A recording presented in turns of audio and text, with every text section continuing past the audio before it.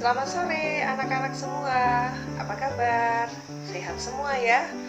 Baik, mari kita memulai kegiatan ibadah anak GKJ Menara Kasih Suweng dengan tema Yuk Bercerita Kisah Sukacita. Mari kita awali ibadah kita pada sore hari ini dengan kita bersama-sama memuji Tuhan dengan lagu Halo Apa Kabar. Masih ingat kan ya?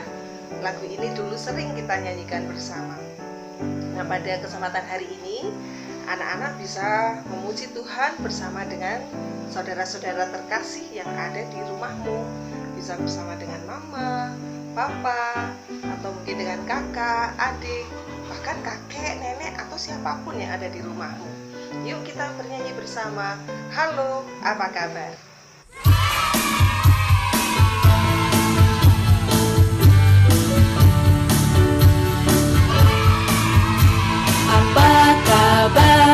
Mari bersalaman, tepuk tangan, kita puji Tuhan. Goyang kaki kiri, goyang kaki kanan, putar, putar, putar, putar, cari yang lain. Apa kabar? Mari bersalaman, tepuk tangan, kita puji Tuhan. Goyang kaki kiri, goyang kaki kanan, putar, putar, putar, putar, cari yang lain.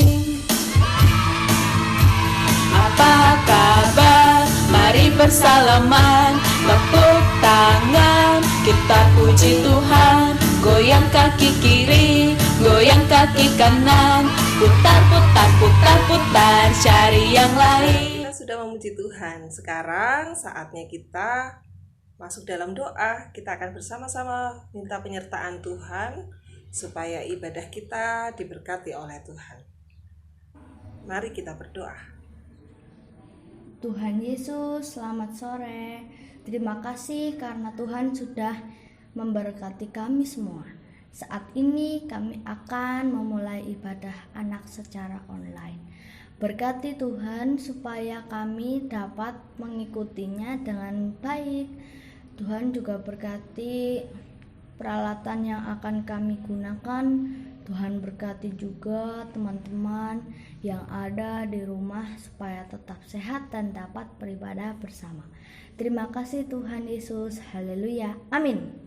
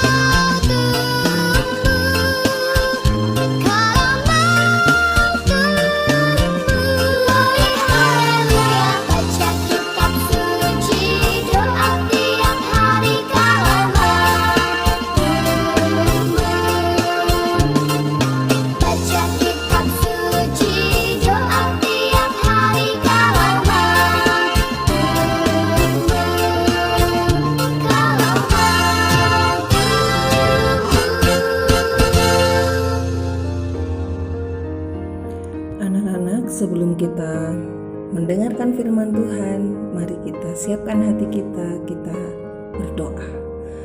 Tuhan Yesus, terima kasih untuk waktu yang sudah Tuhan berikan kepada kami.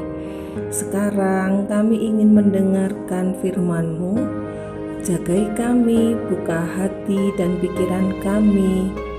Ajari kami supaya kami bisa mendengarkan firman-Mu dengan baik, dengan duduk tenang, mendengarkan sungguh-sungguh apa yang akan Tuhan sampaikan kepada kami.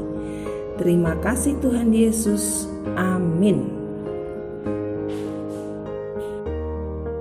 Apakah sudah siap mendengarkan firman Tuhan? Sudah siap ya? Yuk kita duduk dengan baik, kita akan mendengarkan firman Tuhan. Anak-anak yang dikasihi oleh Tuhan Yesus, mari kita buka Alkitab kita dari Lukas 24 ayat 47 sampai dengan 48. Ya, kita buka Alkitab kita dari Lukas 24 ayat 47 sampai dengan 48. Sudah ketemu? Kalau sudah, mari kita baca bersama-sama.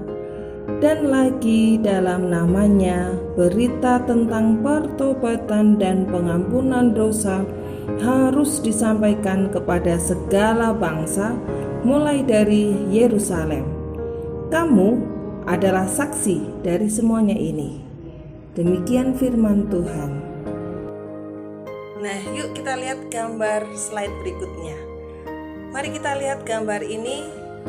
Anak-anak pasti masih ingat ya, baru saja kita merayakan sebuah perayaan besar. Apa itu? Iya, betul, Paskah ya. Kita baru saja merayakan Paskah. Kita semua diajak untuk mengingat kembali saat Tuhan mengalami kesengsaraan, kemudian disalib, dan pada akhirnya mati dan dikuburkan. Semua itu Tuhan Yesus lakukan untuk apa? Hayo, ada yang tahu? Semuanya pasti tahu ya. Tuhan melakukannya karena Tuhan mencintai, mengasihi kita.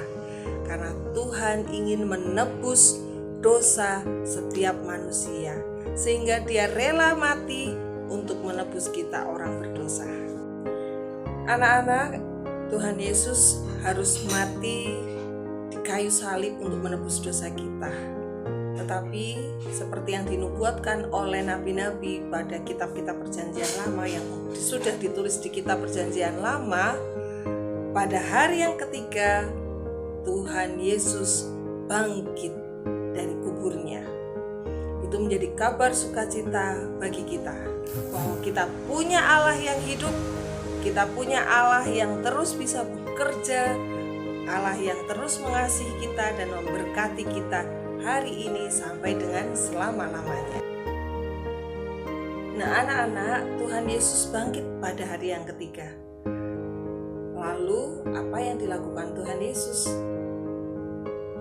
Cerita selanjutnya, Tuhan Yesus menampakkan diri kepada murid-muridnya. Tuhan Yesus ingin bertemu dengan murid-muridnya. Maka Tuhan Yesus datang ke salah satu rumah di mana para murid sedang berkumpul. Murid itu, wah, ternyata para murid kaget. Mereka menyangka Tuhan Yesus adalah hantu.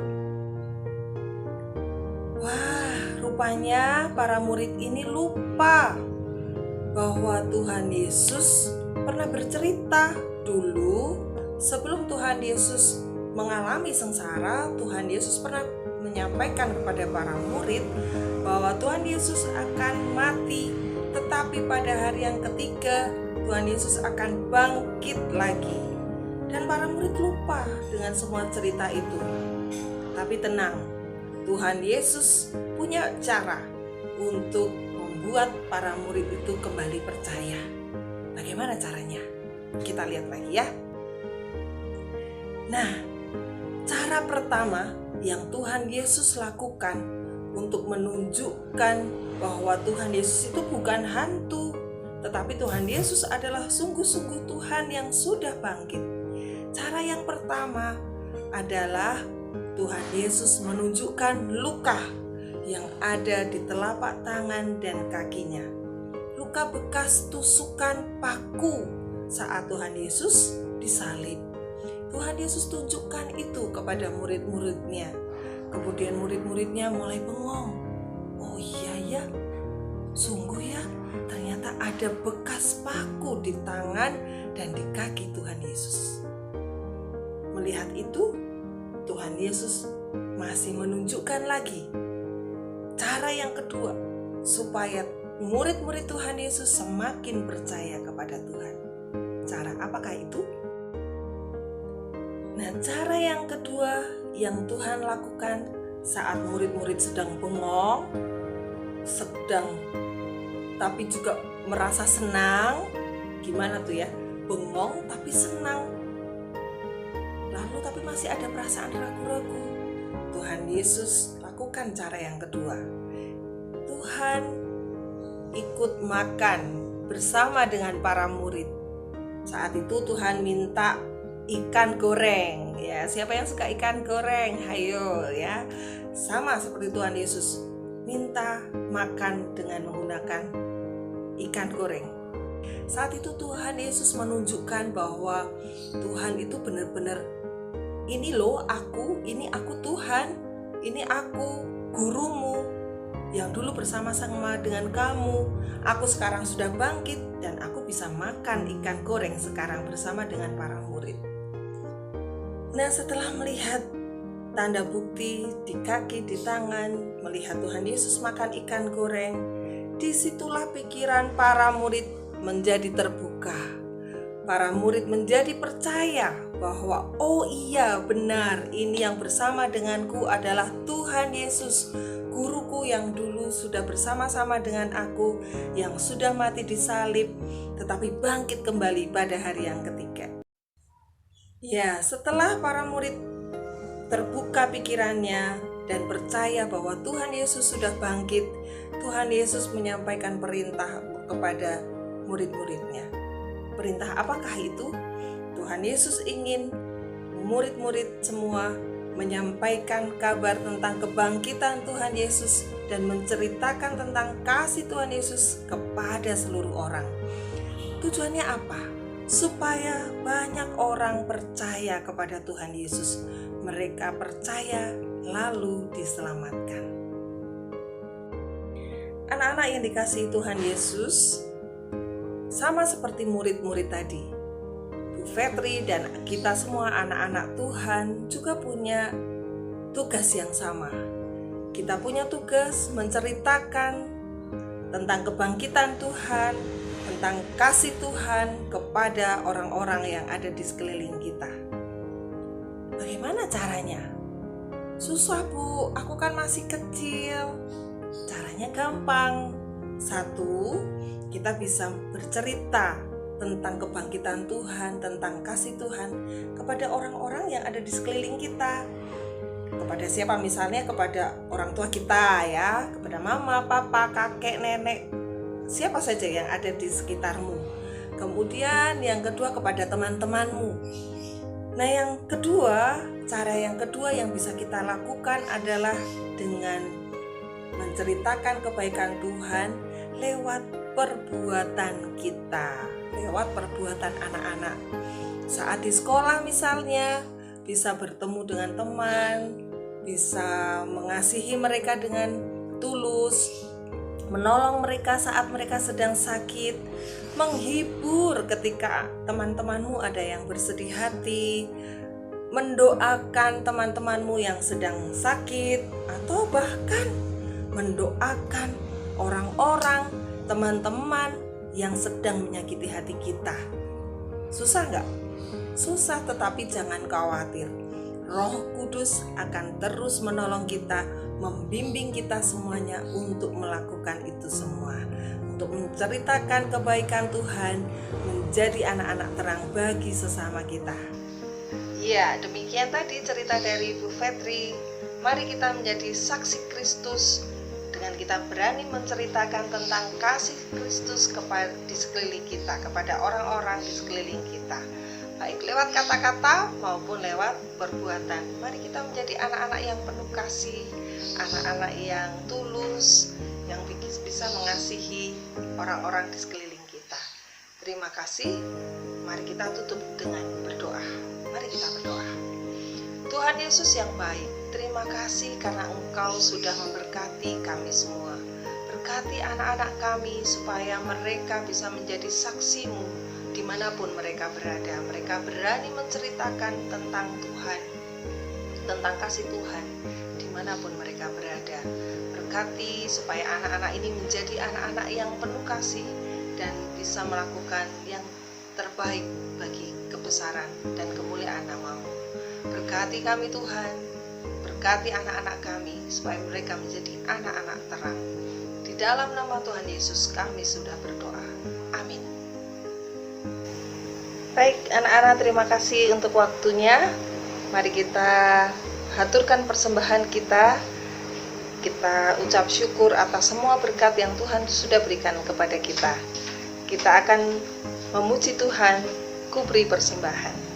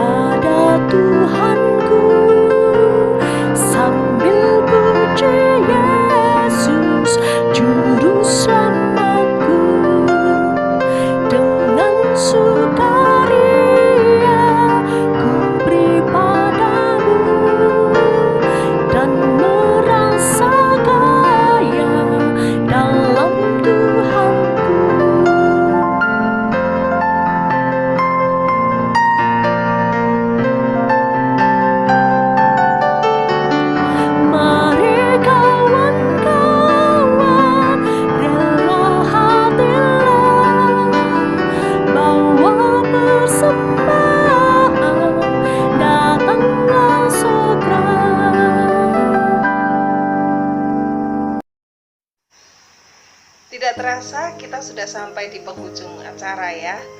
Baik, kita akan bertemu lagi minggu depan atau mungkin di lain kesempatan. Kita akan menutup semuanya. Kita juga dalam doa persembahan sekaligus doa penutup untuk ibadah anak pada sore hari ini. Tuhan Yesus, saat ini kami juga sudah mengumpulkan sedikit dari semua berkat-berkat-Mu. Tuhan, berkati ibu guru sekolah minggu kami yang mengelola uang persembahan ini. Sucikan dan kuduskan persembahan kami ini. Tuhan Yesus, sebentar kami juga akan menutup ibadah ini. Berkati supaya firman yang kami dengar hari ini dapat kami lakukan dalam hidup kami sehari-hari. Berkati juga supaya minggu depan kami akan beribadah kembali. Terima kasih Tuhan Yesus, ampuni dosa kami. Haleluya. Amin. Teman-teman, sebagai lagu penutup kita menyanyikan lagu Bersaksi Terus Sampai Tuhan Datang.